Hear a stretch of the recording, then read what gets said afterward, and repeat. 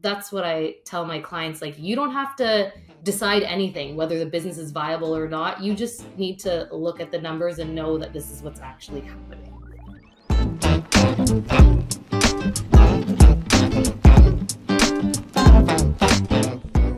So recently on LinkedIn, you asked, have you noticed that sometimes the fear of doing something is much worse than the thing itself? Do you find the fear of failure is holding companies back from managing their finances well?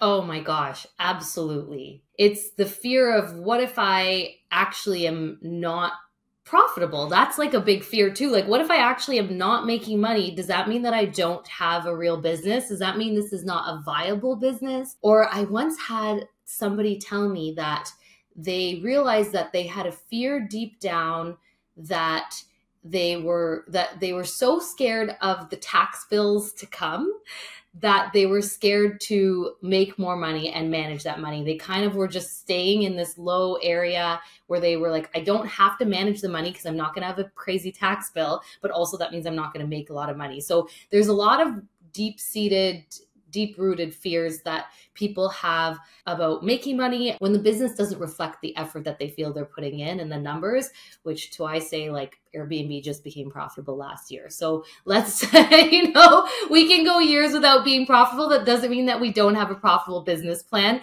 It could mean that we're going to be pre-revenue for a little bit. But there's I think a lot of people may tie their feelings of confidence to their financial performance, and then that's what happens. But the crazy thing is like, by looking at your numbers, by managing just managing your bookkeeping, for example, doesn't change what's actually going on. I guess that's what I like to put. So that's what I tell my clients. Like, you don't have to decide anything, whether the business is viable or not. You just need to look at the numbers and know that this is what's actually happening.